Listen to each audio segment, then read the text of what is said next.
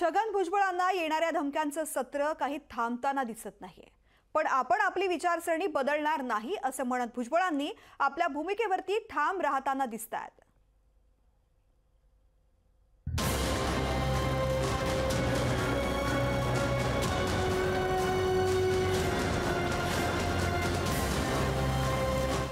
छगन भुजबळांना पुन्हा जीवे मारण्याची धमकी। भुजबळांच्या कार्यालयात धमकीचं पत्र।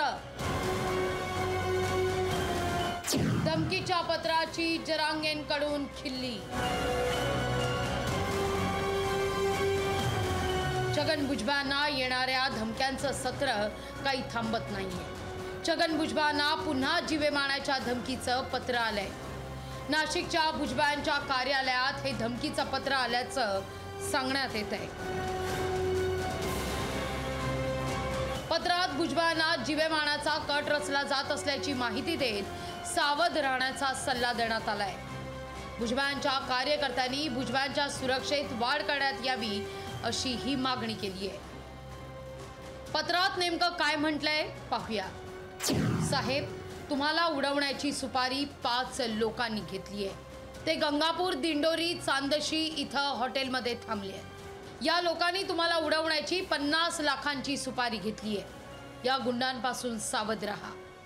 हे 5 जण तुमचा रात्रभर शोध घेत फिरताय। सागर हॉटेल समोर यांची मीटिंग सुद्धा झाली आहे। साहेब, सावध राहा असा मजकूर या पत्रात हातानं लिहिलाय।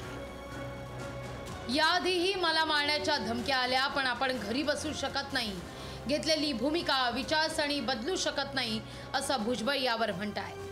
मला तर खूप वेळा असं धमकीची पत्र आली आणि प्रयत्न सुद्धा झाले, तो भाग वेगळा। परंतु शेवटी आपण जर पोलिसांवर सोडून द्यायचं, घरी बसू शकत नाही किंवा आपण घेतलेली जी भूमिका आहे, आयडिओलॉजी आहे, ती बदलू शकत नाही। तर आलेल्या धमकीची दखल घेण्यास सरकार सक्षम असल्याचं मंत्री चंद्रकांत पाटील यांचं स्पष्टीकरण आहे। पत्र घरी आलेलं आहे आणि सुपारी त्यांना देण्यात आलेली आहे मारण्याची, असं की असं जे चाललंय राज्यामध्ये ते सगळंच अनाकलनीय आहे, न कळणारं आहे।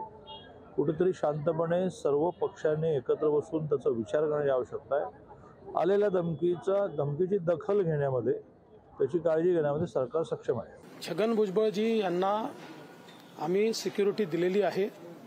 मध्यंतरीच्या काळामध्ये त्यांना ज्या धमक्या आलेल्या आहेत त्यानुसार त्यांच्या सिक्युरिटीचा रिव्ह्यू घेण्याचे आदेश देखील आपण दिलेले आहेत।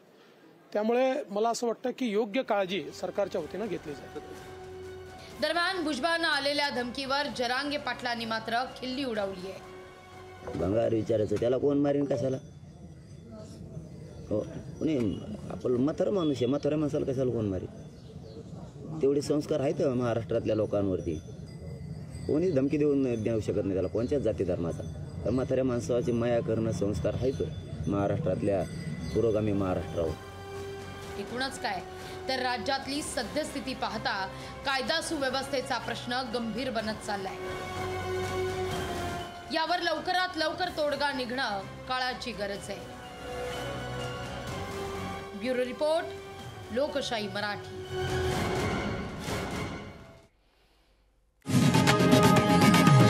लोकशाही मराठी, ऐका, पहा, जागरूक रहा।